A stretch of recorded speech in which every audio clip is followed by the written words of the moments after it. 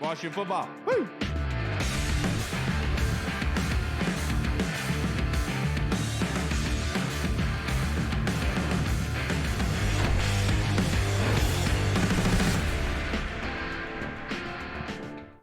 Hello, everybody, and welcome to the Burgundy Zone. I am your host, Kyle, and I am joined by my two co-hosts, Michael Hall and Michael Reed, but we are joined by the cowboy killer himself, Mr. Santana Moss. How are you doing on this beautiful Friday night, Mr. Santana? I'm good, fellas. I was taking a nap, man. I know I had to be on with you guys at 5, so I made sure I jumped up. Thank you What's for going not on, though? oversleeping for us. Yeah, thank you. That is awesome. You wouldn't be the first one to do that to us, you know? Woke up Yeah, from it a happened, nap man. for us? Man, I feel special for man. that, Santana. Thank you, sir. And before we get started, I just want to say the Burgundy Zone is part of the Frederick Podcast Network. You can find out more about it at listenfrederick.com. Now, Santana, the first question I have to ask for, it's Dallas week. It's a big week for Washington. They're 6-6 going up against the first place in the NFC East, Dallas Cowboys. They're sitting at 8-6. Is the rivalry starting to heat up again, do you think? You know, regardless of the record, when these two teams meet up in a year, man, it's always big. I think I've heard this from a bunch of fans that shit, we ain't got to do nothing all year. If we beat Dallas, then we made the year. So, due to the fact that now we're trending in the right direction, we've just trying to get over that hump and be 500. Man, it's just great to see that this game is a meaningful game, and I'm hoping that it can really be something that after we do what we do, or after this game is over, we still have more room to grow and progress. When it comes down the stretch, because we have a whole slew of division teams left. So I'm looking forward to it, man, because I just know when it comes down to Dallas, Washington, who cares about the record? Who cares about who you have on your side? Who cares about who we have on our side? May the best team win. Yeah, 100%. It's going to be a big, crucial game this Sunday. And like you said, it's always been one of it's never really been a big game like that, but both teams are on the uprise, especially Washington. But what would be your favorite kind of moment or memory being from Dallas week, either when you played That or has to didn't be play? easy. Mm-hmm. I mean, moment, the game wise, and two of them stand out to me. There's a few of them that stands out. Of course, everyone loves the Monday Night Miracle game. I was just sharing that story with a couple of friends, telling them, up until those two touchdowns, I hadn't did nothing. So, when people will always say, rate your top 5 games, as a Washington football player, and that wasn't like one or two, it was like 3. It's like you crazy, that game right there. I'm like, yeah, it was big. It wasn't big for me as it was for you guys, because you play 60 minutes and I didn't do anything for 60 minutes, or we didn't do anything, and then all of a something bang bang.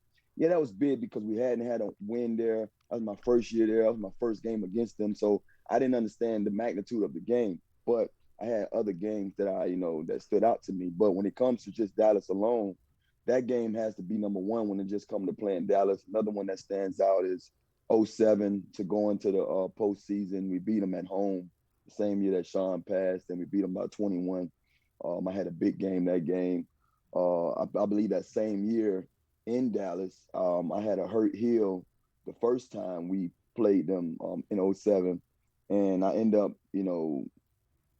playing through the hill. I wasn't going to play, but me and Dan came up with something that I can get out there and play, and hadn't played in 2 weeks, and went out there and had a great performance. We could have won the game. I think Jason missed me. He threw a ball in the back of the end zone that was pretty high, but if he just bring it down a little bit, we scored that touchdown and probably win that game. So I had a few of them, man, but it was always something about me in Dallas. So many memories. Oh, yeah. Yeah. I mean, hey, that Monday Night Miracle, that's like my all-time favorite Washington memories. I don't think you understand how important that was. I was in high school, and the next morning we all went. All these Dallas fans are wearing their jerseys because they swore that they won. They couldn't stay up late. You have no idea how fun it was to just be like, hey, did you check ESPN before you left this morning? What's up? Rubbing it in their faces. And that's because of you. That's because of you. But so, Santana, you've been in the locker room during this rivalry. Where does this rank amongst your NFL rivalries? Like, how important is this game? And do you really think that especially with Ron's comments today, that like this rivalry is just going to get recharged? I mean, it's just, I mean, for us, this is the rivalry. If you playing for Washington, this is the rivalry. I mean, we have other teams that we see twice a year also that I think that play us might I can say harder than Dallas have played me when I was here. But Dallas and it was like back in the day when you was growing up, Cowboy Indians. You know what I'm saying? It was just one of those things. And I had no clue about what was going on when I was watching these guys so much on Thanksgiving when I was, growing up and stuff. But just to be a part of it and to see, how this city reacted when you won. That's why I say these guys have no. I mean, I'm pretty sure they do have a little understanding for the ones who beat them twice last year. But man, if you really can get on the road and beating these guys and having meaningful moments like we have right now and seeing yourself go on to the postseason because of wins like this, man, I mean, it rates up there. And I'm pretty sure these guys can have a great career as a Washington football player if they can get, more wins on their belt, than losses against these dudes. Yeah, and I know a lot of people will say it's not much of a rivalry given the record that Washington has against Dallas, but I don't care. I just don't like them straight up. It's on site every time I see them. I just want to beat them every time. But now, Santana, you have a lot of similarities with the current star wide receiver on this team, and Terry McLaurin, not really having the other weapons around you take things away. What is your opinion of Terry McLaurin? How good is he, and are you surprised by his kind of ascension into superstardom? After the first year, yeah, that was a surprise. But after the second, doing it again is put a stamp on basically this is what you should expect. It's great to see a guy that came in here the way he came in, not really, highly, rated and being a third round, but I believe the third round draft pick. Yep. And just hearing some of the hoopla about him, going into college, coaches, told him to go work on his hands before he got a scholarship and stuff like that. And then to come here and barely drop any ball. So it's great just to see what he's doing. But also when you talk to the man, you understand that he's very mature and he understands and he take his job very seriously.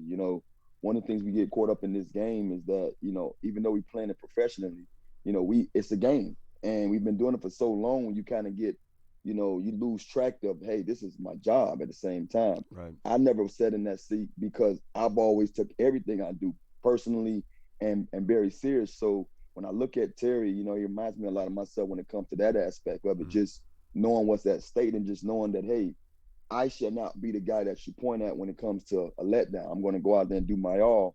We're not going to always be perfect, but you're going to rest assured that, Terry's doing his job. It's like I used to say to myself, you're going to rest assured that 89 is going to do his part. So he's a guy that you look forward to every week, just knowing that he's going to do something. You give him opportunity, he's going to do something. And it's great just to know you have that kind of guy because eventually, and if I've already seen it, that stuff kind of, it goes down to those other guys in that receiver room. You see everybody making plays now because Terry has just been so laser focused and sharp.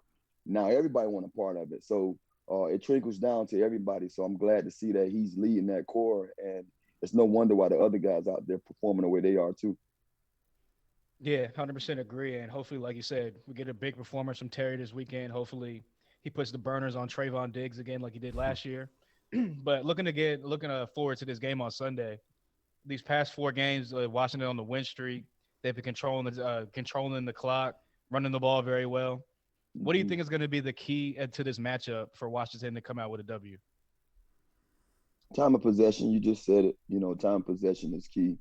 I think we kind of found our identity. Running the ball well behind that offensive line, man. The offensive line been playing musical chairs when it comes to guys. It's some of those positions down to their fourth string, and they're still out there performing well. So this is going to be a big test. You got Demaryius Lawrence, you have Michael Parsons, you have you name it. Those guys over there are pretty stout. So this is going to be a big test. But I think if we continue to be who we are, we're not out there to wow you. We out there to beat you. So those guys have to establish the run, oppose they will. And one of the things about AG that I love is that he's still so raw. Everything he's doing, you look at it and he missing lanes on the cutback lanes, and you like I'm sitting there as a receiver saying, bro, you have that lane to cut back at. But he just finds a way to still get chunks of yards. And he's also a home run hitter. So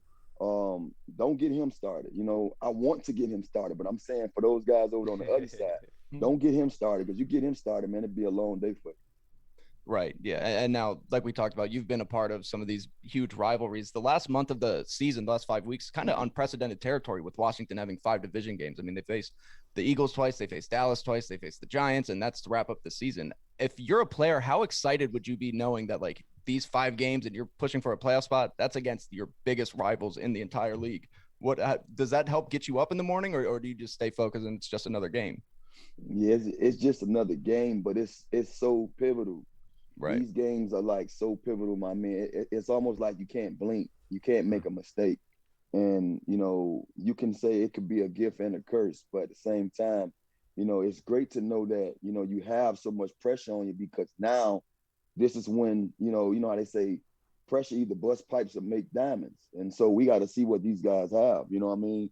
If you're saying that you deserve to be in the postseason, you got 5 weeks of guys that know you. These guys know you. So show them what you're made of. Show them who you are, because they might not perceive you as being who you say you are right now, but go out there and show them. 4 weeks ago, right after the bye or going into the bye, they asked me, how do I feel about our chances down a stretch? And I'm like, look, I'm rocking with these guys because that's what I believe in. That's what I believe. But these players have to go out there and play. I can't play for them. So until they show me they want it, I can't sit there and say what they're going to do. Each week after I said that, they show me. They won 4 in a row. So I'm riding that to this thing over. You know what I mean? They're going to have to continue to show me. And I think that's what these last 5 games is basically saying. Show us that you're the best in this division. We gave you this because you was champs last year. Regardless of what the record was, 7-9, you name it, it don't matter. You was the champs last year. And now we're going to make things that much tougher for you to show us and make us believe that you're the champs. And, hey, it's a tall task, but I think these guys are more than qualified for it.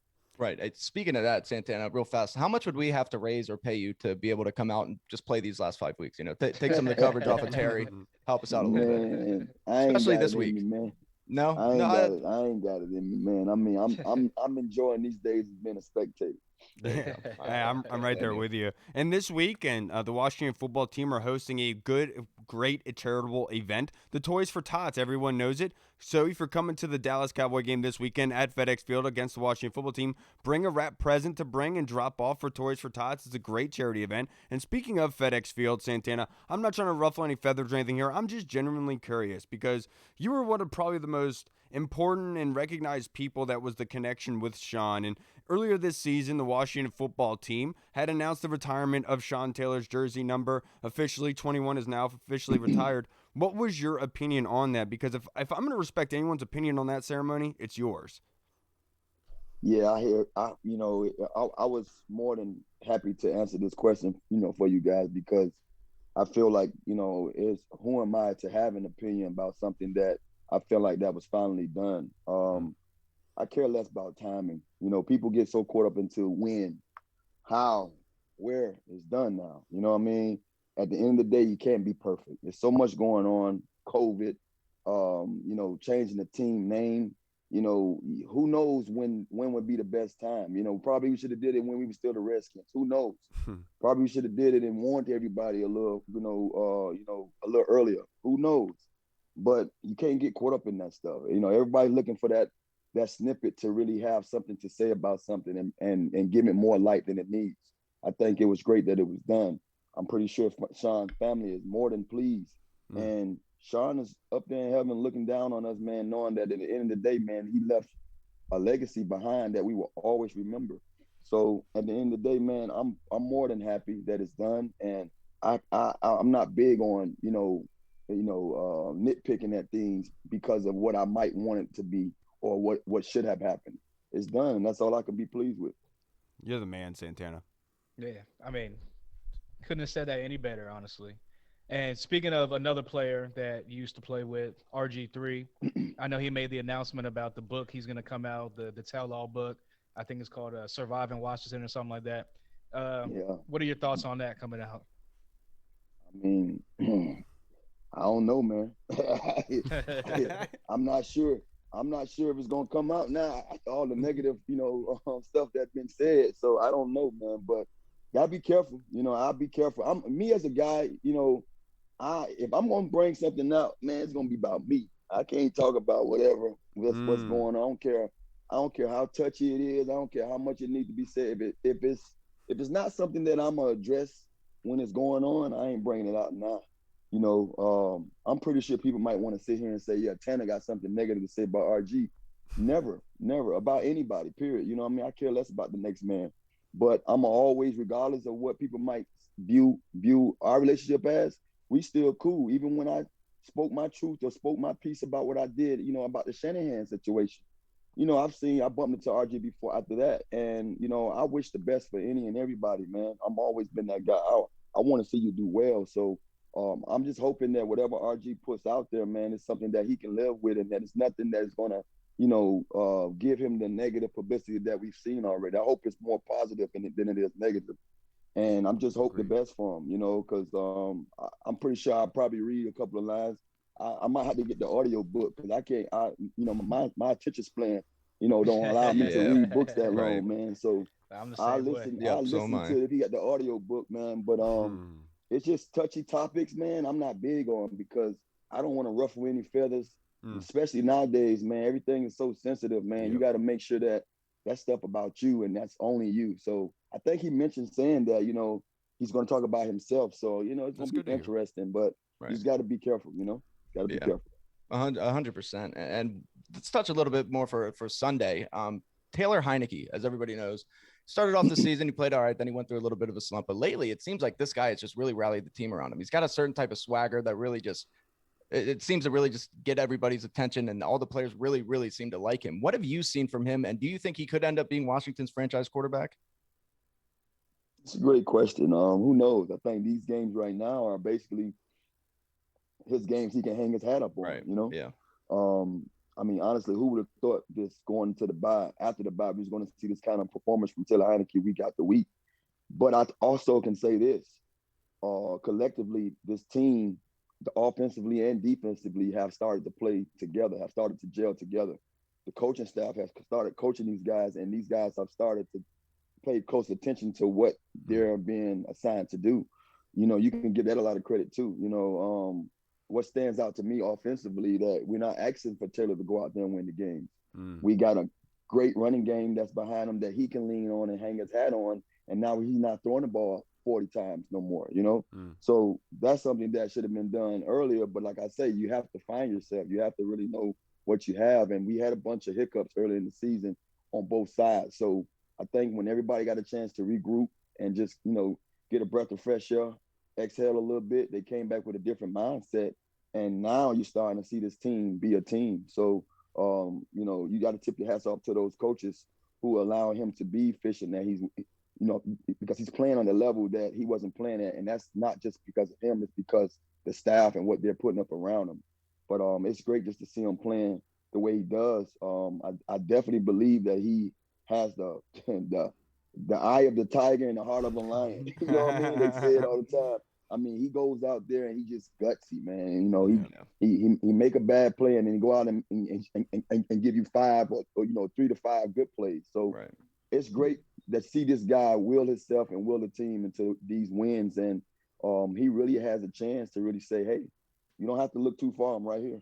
Right. And now to wrap this up, Santana, my last question for you. What is going to be going on this Sunday? The Dallas Cowboys are coming here to FedEx Field. Mike McCarthy said he fully expects for them to come in and win this football game. What is your prediction for the football game? And if you could, pick an MVP. I just shared with you guys, man. I'm not going to get caught up into the playing part of the game because those guys have to go out and do that. Like I said before, I have a lot of confidence in these guys being prepared. Now they just have to show us, man, what they're going to do. MVPs or not, I don't have one, man. I want to see this team go out there and just play. You know what I mean? If they go out there and play the competitive style football they've been playing these last 4 games, hey, man, Dallas could be eating their words. That's all I can say. Hey, I know you were just like Rick Doc Walker. That's the kind of answer I would expect, Santana. I can't thank you enough in how much of an honor this was, Santana, being able to grow up Definitely. and watch you play football for this football team. How many great memories that you've been able to give us with all your hard work and everything throughout the years. I can't thank you enough. I really appreciate you coming on here, sir. I hope you go and enjoy your night. Can't thank you enough for waking up for a nap for us. That was awesome from you. No doubt, man. I like that hat too, man. But I really appreciate y'all having me, man. And let's all be hopeful for a win this week. Absolutely. Hopefully Definitely, everyone definitely. stays healthy as well. Santana, have a great night, sir. Thank you. Man, have a good Take weekend. care, fella. Appreciate it. It's an honor. Wow. Oh, wow. Man, that was Man. incredible. It's funny, man. When my first question, I got caught up because I was like, "Oh man, I'm talking I to saw. Santana I was Moss." like, dude, I know Hall's I got nervous jumbled right up. I was like, "Ah." now. And speaking of jumbled up, guys, let's go in and listen to our Manscaped ad for the holiday season. It's your last Good chance to be segue. able to get some gifts. Maybe you forgot for somebody that you know. Let's listen to some possible gifts you get for a family member for this holiday season. Ho, ho, ho, gentlemen. Just like myself, the holidays came early here at Manscaped, the leading men's hygiene brand. Manscaped just launched new products, including their new Ultra Premium Body Wash and 2-in-1 shampoo and conditioner. Everyone likes a 2-for-1 deal. It's time to give yourself, or someone who needs it, the gift of beautiful skin, hair, and balls this holiday season. Go to manscaped.com and use the code BurgundyZone for 20% off plus free shipping. Hey, welcome back, everybody. So let's finish up this pod. We'll be joined by another guest here very soon you guys are very familiar with. But before we get into it, let's answer some fan questions, Hall. And our first one is from our mega fan, Mr. Paul Murphy, the Pablo man. Thank you, Paul. He says, given the fitness of Dallas running backs, they may be focused more on passing the football this Sunday. How can you see our secondary avoiding giving up the big plays downfield? Well, it starts up the middle. It starts with those guys in the middle: John Allen, Deron Payne, Matt Ioannidis. Definitely got to get that interior push, get up in Dak Prescott's face, make him get off the mark, not give him those clean passing lanes. Definitely get your hands up. If you remember going back to last year, remember Montez Sweat getting his hands up. His hands up. Everyone called him Montez Swat. Right. So that's definitely going to be my key right there. Just get that interior push, get in Dak's face, and just getting those passing lanes. Don't give him a clean read on those three-headed wide receivers that is so dangerous. Yeah, and I think it's keeping them to long down and distances, right? Because with Dallas, they are probably one of the best passing second scoring offense in the league, and then passing their fourth, averaging 287 yards per game. So obviously they're very good at throwing the football. That being said, you don't want to give them those short yardage situations where they can beat you with play action. So you want to put them in those long down and distances on the second and long, third and longs, because that way you are better prepped for their pass because you know what's coming. If they're able to get those chunk run plays on first and second down, being able to make it short down and distance, I think that's when you'll be hit downfield because you'll be worried about the run. And that's when play action will be hit downfield. So I think that is one aspect, is keeping them consistently and long down in distances. I think that is a huge key for this football team, without a doubt. Now, our next question is from our guy, Mr. Andy Burrows of the UK. Oi! Oi. He's now joined the Big Douglas show, by the way, and they just had a show earlier tonight with our professor, our guy, Mr. Logan Paulson, which you guys should go check out.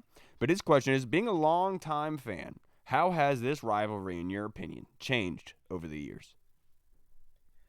I would just say that the fact that Dallas obviously is, I would say they've won a little bit more over the past 20 years than us. So that's definitely made it kind of change. And I don't know, for a little bit there was more of a rivalry between us and Philly, between the Eagles. Like that was a thing for a couple years going on. But as you can see, whenever it's important, when it's coming down the stretch and these two teams are in it down the stretch, the rivalry comes right back. It gets ramped right back up. And I mean, we're here. We're living back in almost like the good old days when we were winning Super Bowls. And this was really, really a heated rivalry. So I definitely think that it's on the verge of coming back and heating back up, especially because you got Dallas doing so well, obviously, and then you have us on the uprise. Yeah, and it's completely different because the crazy thing is, over the years, obviously Jerry Jones has been looked at by the NFL and the NFL owners as almost like not an angel, but like a godsend in a way, because he really has transitioned and transcended the NFL into big money, right? Yeah. And so like and that aspect of it where they have the big media push behind them, I think it made it worse given the fact that we have been mediocre and bad over the past 20 years. And so they have beat us, like I said before, and everyone will joke and say, yeah, but there's not much of a rivalry because they just beat you all the time. Like, I get it. I just don't like them. Like I said, every time, like, it's one of those things, like, like, there's that one person that out there that you just like, I just don't like you. And like, if we're ever in the same spot, it's going to go down. You know what I'm saying? And that's what I feel like with the Cowboys. I don't care. Every time I see you, I just want to beat you up, dude. That's just how I am about it. I've always said it doesn't take two people to have a rivalry. I can still be a rival to you just because you don't look as me as a rival. I can still look at you as a rival and get amped up and get straight up, just get don't myself like psyched up every single time. Exactly. Just on site, like you said, on site. Absolutely. I wanted to, that being said, with the whole rivalry aspect, I will say I think the coaches are doing a very good job this week of stoking the flames and trying to get this rivalry, I guess you could say, fire pit going, and it's engulfing in flames right now. Mike McCarthy earlier yesterday said that he wasn't guaranteeing a win, but what he said was essentially, we are going to win, and I fully expect us to go to Washington and win. Did you think it was a guarantee like the media was trying to push?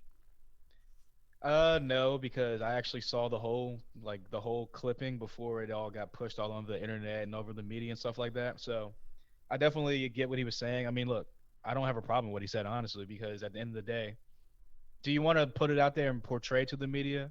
I mean, who knows? But at the end of the day, like I said, I don't have a problem with what he said because as a coach, you're supposed to be confident. To get to the highest level in the league, you have to be confident. You have to be cocky. You got to have that mindset day in and day out. So, like he said, I'm not really saying nothing that everybody in the building's already thinking. I'm just saying it out loud. So I can kind of respect that. He's putting his cojones on the line out there. Look, I understand how everyone feels about it. And look, you could say he's not guaranteeing a win. I really don't care what the opinions are and everything like that. But the fact being is he said the silent part out loud, and that is that the Dallas Cowboys do not respect the football team. They don't respect FedEx Field. They think they can come in here, walk in here, get a win, and leave. And that's what he essentially was saying. And that's what pisses me off, is that they think that they can do that. And obviously the rivalry and everything that has gone on, and obviously they have done really well. But at the same time, they haven't faced Taylor Heineke. Taylor Heineke hasn't faced Dak Prescott. He didn't go against the Cowboys yet. And this is a brand new team. And that's the kind of stuff that pisses me off, because there is no respect there. Because if you respect your opponent, you don't say something like, we are going to win down there. Because it's subconsciously in your mind, you're like, they're good. And so I'm going to say, I hope that we're going to travel there and win. That's not what he said. He said, we're going to Washington and win the game. And so that pisses me off. You think you're going to walk into my house while I'm eating dinner with my family. You're going to walk into my house, sit down next to my seat, take my plate of food, and then start telling everyone what to do and having a conversation you're controlling. Not my house. I'm kicking you out. And that's exactly what they think of Washington. And that pisses me off. And that needs to change. In my opinion, that starts on Sunday. To your point on that, actually, that's actually a really, really good point, because if you think about it, is he going to say something like this if they're facing Pat Mahomes and the Chiefs? Is he going to say something like this if they're going up against the Tom Patriots Brady, and the Bucks? Even Tom Brady and the Bucks, Bill Belichick, even though he has a rookie quarterback, they're still out there balling, great defense, 9-4 record. So you're right on par with that. That you're right. He's pretty much projecting that. Yeah, we don't respect them. This is going to be an easy win. This is a cakewalk. So we're going to come out there, do our thing, and sweep them up real quick. I love B. Mitch. And B. Mitch had a point by saying that Mike McCarthy wasn't doing that. The media was stoking the flames, whatever have you. Look, man, the media has the grill. Mike McCarthy brought the meat. You can't get mad at us for having a cookout, okay? You can't get mad at us for cooking the meat. He brought the meat, okay? The only reason we're here is because this guy brought it. That's it. He's an idiot. It's not our fault for talking about it. That's all I'll say about that. I loved Ron Rivera's response to that. Did you have an issue with that? Because he basically said, like, he's making it about himself and not about the players and everything like that. And I understand what he's saying there. Yeah, I get what he's saying. Again, I can't have a problem with Ron said and not have a problem with Mike McCarthy said. So don't really have a problem with Ron said to kind of, as they called it, put gasoline to the fire, put kerosene to the flames. But again, at the end of the day, it's also like what Ron said today. when it comes down to it, I don't really get caught up in that. It's really more interesting. I worry about, pretty much paraphrase, I worry about my own team. I worry about us, and we're gonna come out. We're gonna fight, give it our all for 60 minutes, and we'll see what the results are at the end. Yeah, and I understand what Ron was basically saying about like that Mike McCarthy basically trying to get into their heads, right? Pissing them off, getting them angry off of their game so they're extra Start motivated. committing penalties and stuff like that. Right, exactly. But there are positives to being in anger in this sort of aspect, and that being is you're so angry that you're so laser focused on what you need to do to defeat. And that's the type of anger and mean and kind of attitude that needs to go into this game, saying it doesn't not matter what happens on Sunday between 1 and 4 o'clock. At the end of that 4 o'clock, when that clock hits 0, we're winning that football game. I'm going to do everything possible to get that. And that doesn't mean go out and do willy-nilly whatever you want and throw the game away. It just means be laser focused because you want that bad. There's two different ways to handle that anger, in my personal opinion. And then Mike McCarthy was like, I'll just focus on coaching my team, blah, blah, blah, blah, and all that crap. That guy, dude. He's such a clown. He looks like the green ghost in Ghostbusters. Slime. Yeah. Slimer, whatever his name was, yeah. What is the what's the coordinator's name? Oh, I forget his name. Kellen Moore. Kellen Moore, dude, every day he's slowly turning into Mike McCarthy. Every time I see him, dude. Every day he's slowly turning into that guy, and I feel terrible for saying that. That's messed up. It's not cool at all. Funny. Now, our next question is from our big-time fan. I love hearing this guy's questions. Always has great questions for us. What are your, from Orange Crush 92, sorry, I almost didn't plug you. What are your matchups / mismatches of the greatest concern in Dallas versus Washington? I will say the matchup I'm looking forward to that is on our side. I think we can definitely run the ball against them. I definitely think that, yeah, like I said, we can run the ball. And then you saw what Josh Jacobs did on Thanksgiving. He wasn't really gaining like yards on top of yards. The yards per average carry, the yards per carry wasn't really up there like that. But it's kind of the Tampa Bay effect that we had on Tampa Bay, where if you keep pounding away, if you're still in the game come the second half, fourth quarter, they're not going to tackle you as much when you're coming downhill, especially with a guy like AG who runs with his pads fully focused and forward. And the mismatch I'm worried about would be, I'll say our linebackers against, I don't know the situation coming out of with Tony Pollard, if he's going to play or not. I know it's a game time decision, but he can be deadly in the passing game coming out the backfield against our linebackers. And a guy like Dalton Schultz, who is not really talked about, but I think he can kill us over the middle. Of course you did. Of course you brought up Dalton Schultz because that was going to be one of mine. But like you said, Dalton Schultz, 52 receptions, 580 yards, 4 touchdowns. But he's the third most targeted receiver on that offense, given with all of their weapons, which goes to show you that they are going to be targeting the middle of the field. The linebackers are going to be in that mismatch area. But that being said, we are joined by our second guest, returning guest, Mr. George Carmi of the Full Press Coverage podcast. Thank you so much for joining us again, George. How are you doing? What's up, guys? How you doing? I'm doing really good, man. How you guys doing? Fantastic. It's Good, Dallas man, week, good. George. And What's up, man? speaking That's all of, you got to say is Dallas week. yeah, speaking Dallas week, man. Feeling good all week, right? Feeling pumped up all week, man. I'm ready for it. And speaking of, we just had a question from Orange Crush 92, and his question for us was what kind of matchups or mismatches that you are concerned the most about going up against Dallas? All right, so biggest concern, I'm sure you guys probably already touched on this, but CeeDee Lamb. I definitely think he's an explosive wide receiver for the Cowboys, and he primarily plays a slot. We have, Amari Cooper on the boundary, and, CeeDee Lamb will be playing a slot. And Kendall Fuller has been kind of Dr. Jekyll and Mr. Hyde all season long, right? Like early in the season, he was definitely a concern. We thought, he was a liability at some points early in the year. Some of the bigger plays were when he was covering the slot, but recently he's been kind of like shutting things down. Washington has had more of a zone defense nowadays to kind of change the philosophy. So if we can contain CeeDee Lamb, I'm not really scared of Zeke this year. Like I think he's kind of averaging 3 yards per carry. Don't think he's too explosive. So if we can contain CeeDee Lamb, I think it'll be a competitive game. I'm looking forward to that. Yeah, Orange Crush. I'll actually answer this for your Orange for your question with your of concern mismatches, in matchups.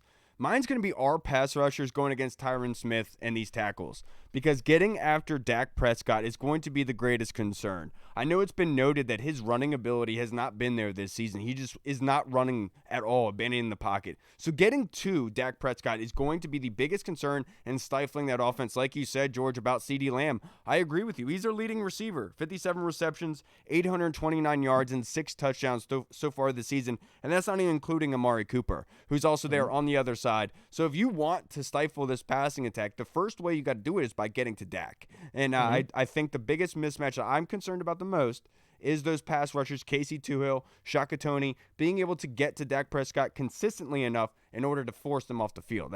That's just me. I don't know about you guys. Well, that's good, man. Yeah, Good take. That's a good one. Yep, and now our next question is from, again, Paul Murphy. Sorry, Paul, I didn't see this the first time. But what is the key to victory on Sunday, and can we win by the same formula that has helped us win 4 in a row, George? So, yeah, I do. I think that is the winning formula, right? I think the Cowboys offense is pretty explosive. I'm looking over here. So they are the second-ranked offense, points for in the entire NFL. Yep. Number 1 in yards, and they're very explosive in regard to their passing game. 4th in the league in regard to passing. So I do think the way to keep, the beat to Dallas is to basically keep Dak Prescott and that offense off of the field. Yep. So, I think Antonio Gibson is going to be that, that skeleton key in order to beat them. Their defense, like Micah Parsons is, we all know, we're going to talk about him, I'm sure, on this pod today, is the animal, right? So keeping him out of pass rushing situations and having him be more reactive and running at him to kind of, put him in a compromised situation. Running the ball with Antonio Gibson is the key to winning the game. And, I think we have our chances, man. Like, I think with the Cowboys, we might split this year. We'll see how it ends up going, but this is the game, and I'm feeling pretty confident going into this one. So, ball control, Antonio Gibson, throw to J.D. McKissick when we have to, and that's the formula to win, in my opinion. Yeah, I agree with you for the most part. I think it's third down is my biggest key of the game, especially on offense, because Dallas's defense on third down, they're second in the league, only giving up a first down of 31%, just below 32% per time, every game, every third down percentage. They're generally getting off the field. So if Washington really wants to win this football game, they have to be able to execute on third down like they have thus far. The Raiders, like Kevin had told us last week, they're not very good on third down, and we kind of saw that in that game.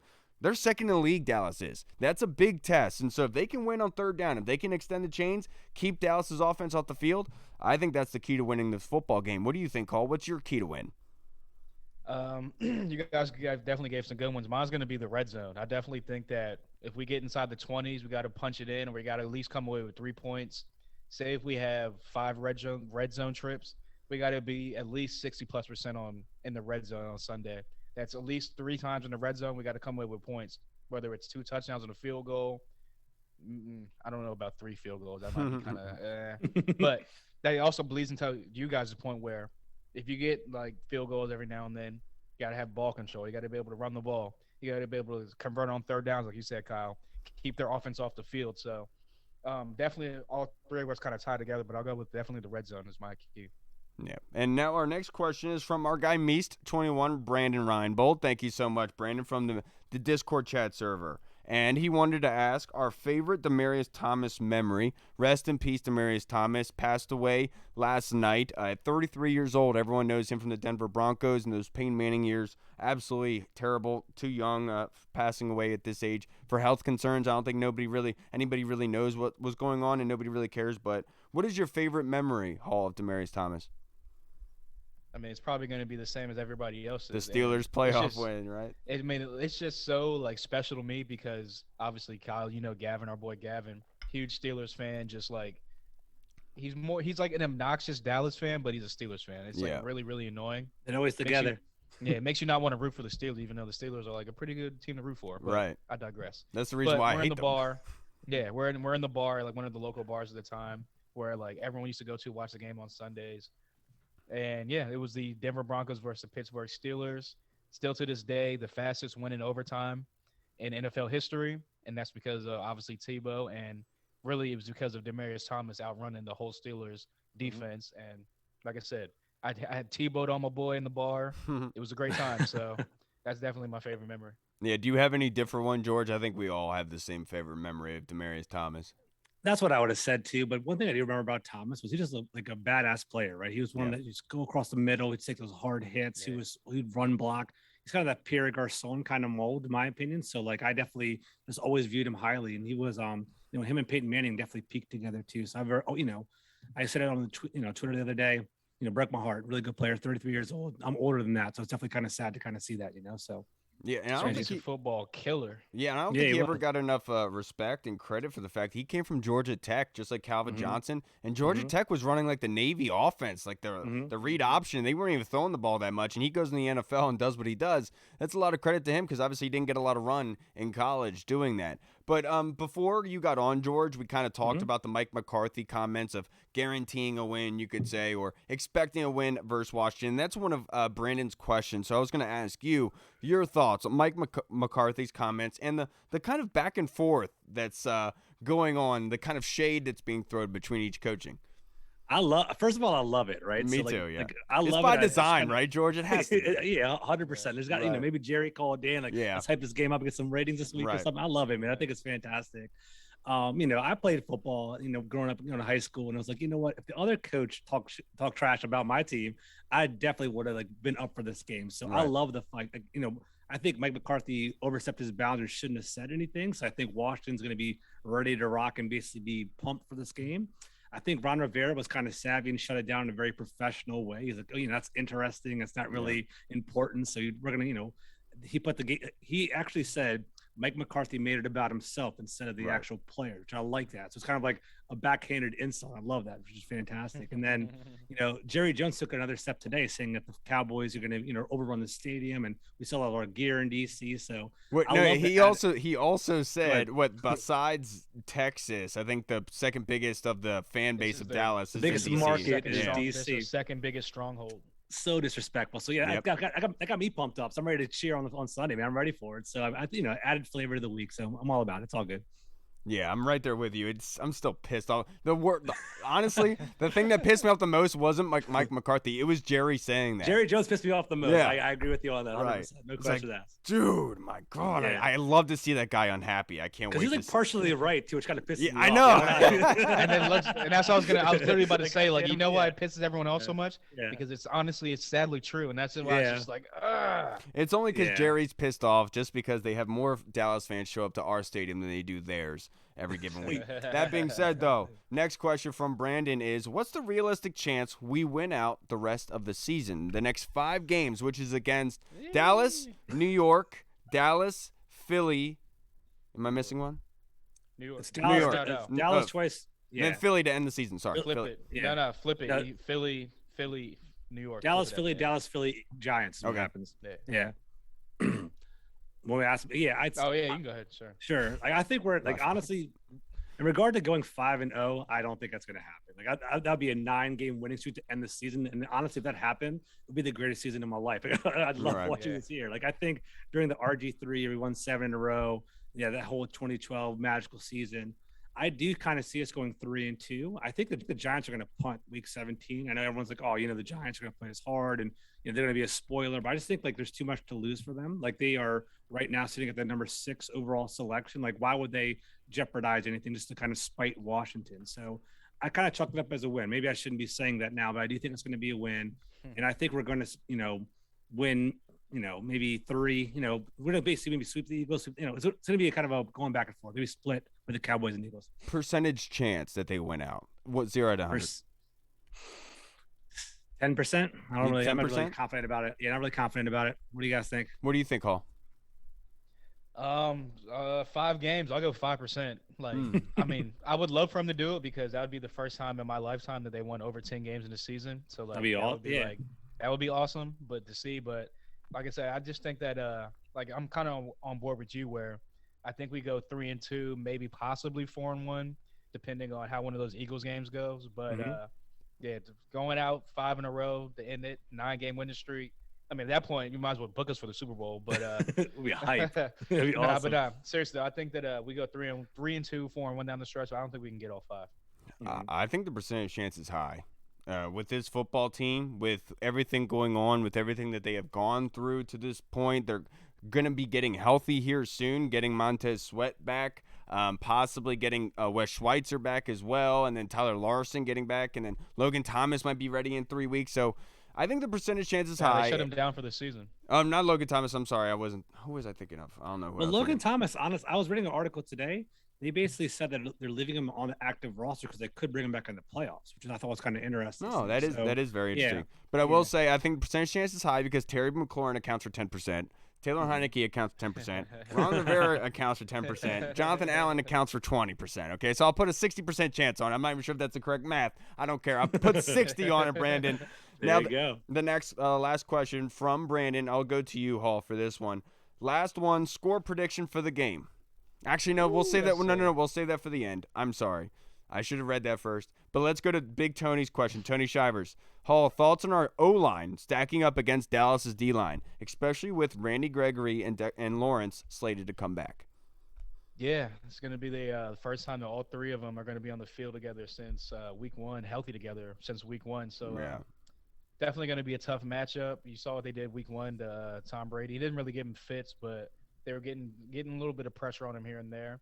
But as far as our offensive line, I'm actually pretty confident that they can come in and do a above average job, a great job, not really great, but I'll say a good job protecting Taylor. Obviously, Michael Parsons coming off the edge with D-Law. That's going to give any right tackle, left tackle fits.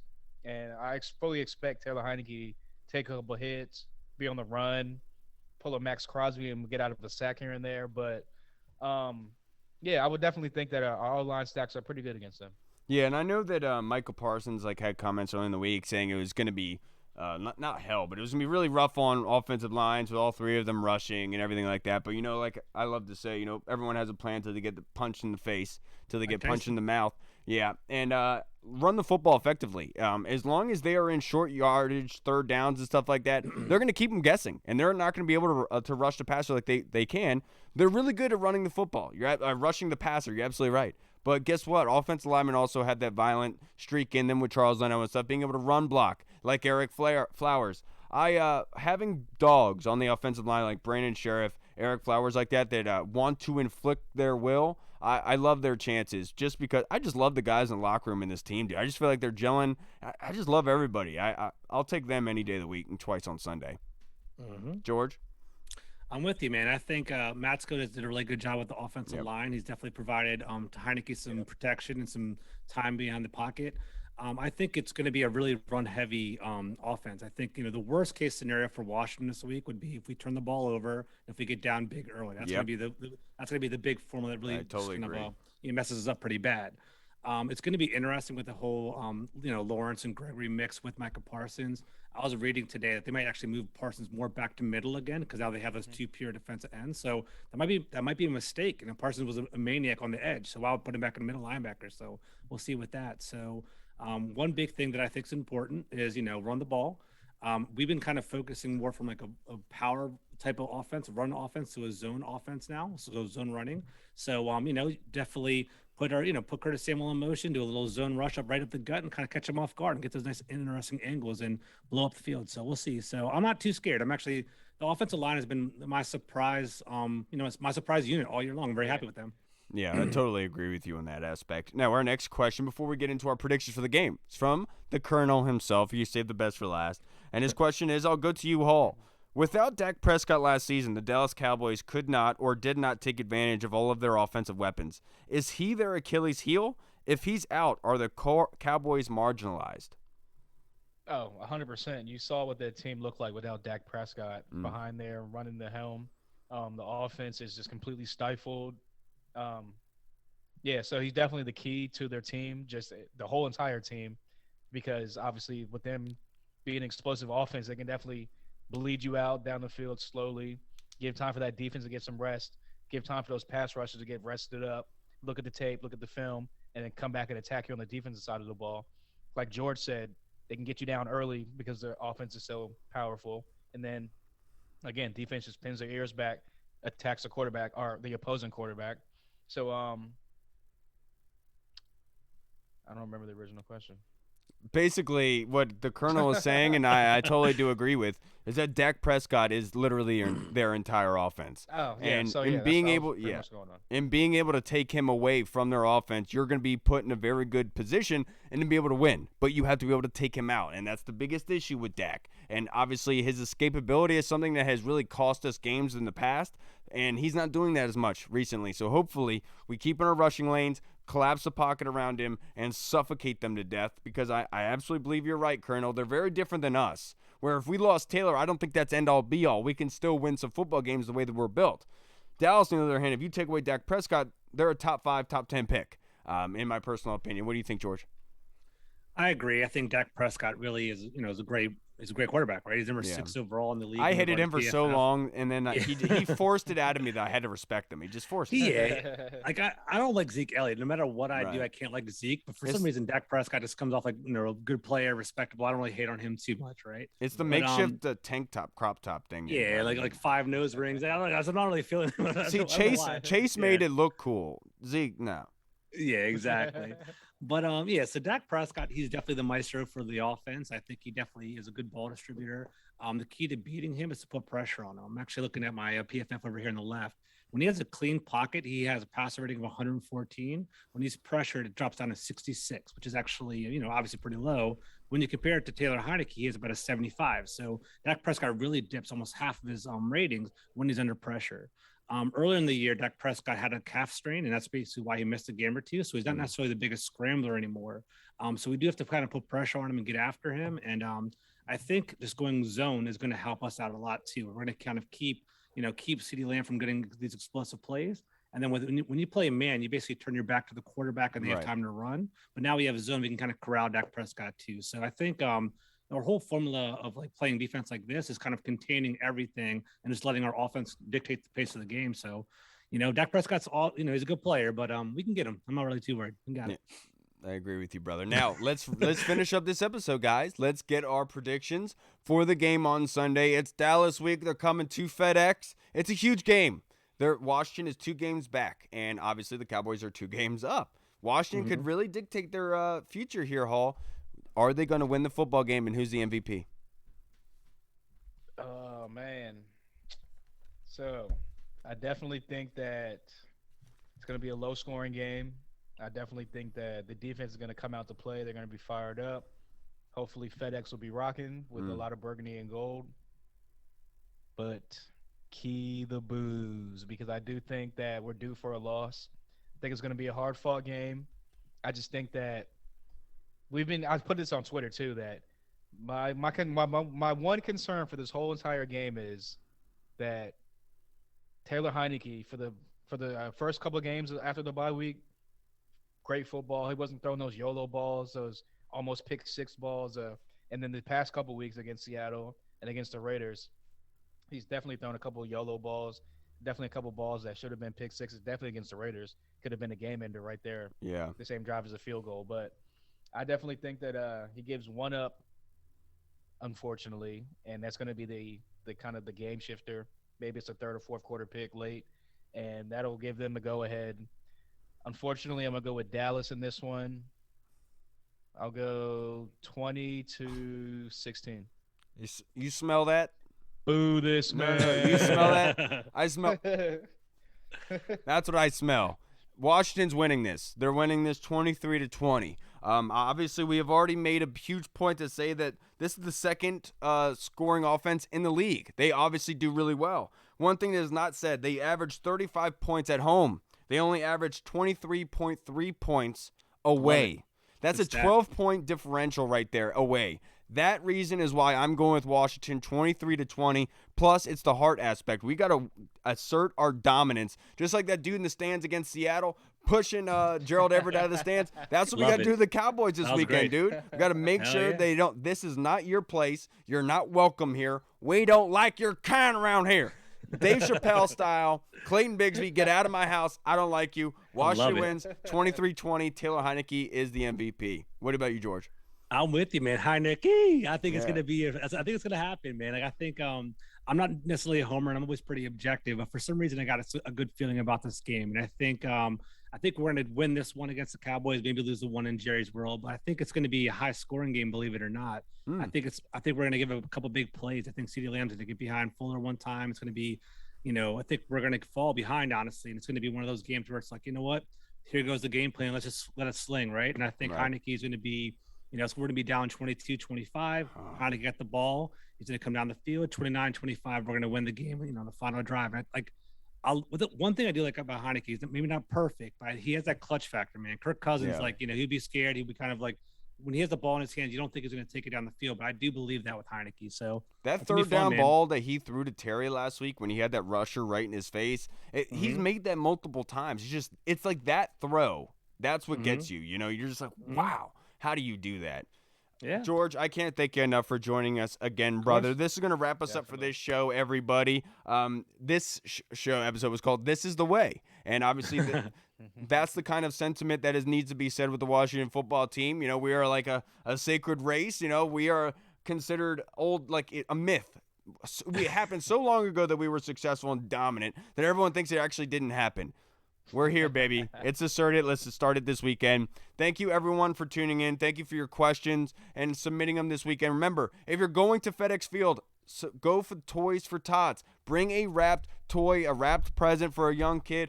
Go watch the Washington football team facing the Dallas Cowboys and helping out your community with donating to charity. Make sure you go do that. You can check out more at thewashingtonfootballteam.com to find out more about the Toys for Tots this weekend on Sunday. Make sure you guys go check that out and hit me up if you're going to be at FedEx Field. Are you going, George?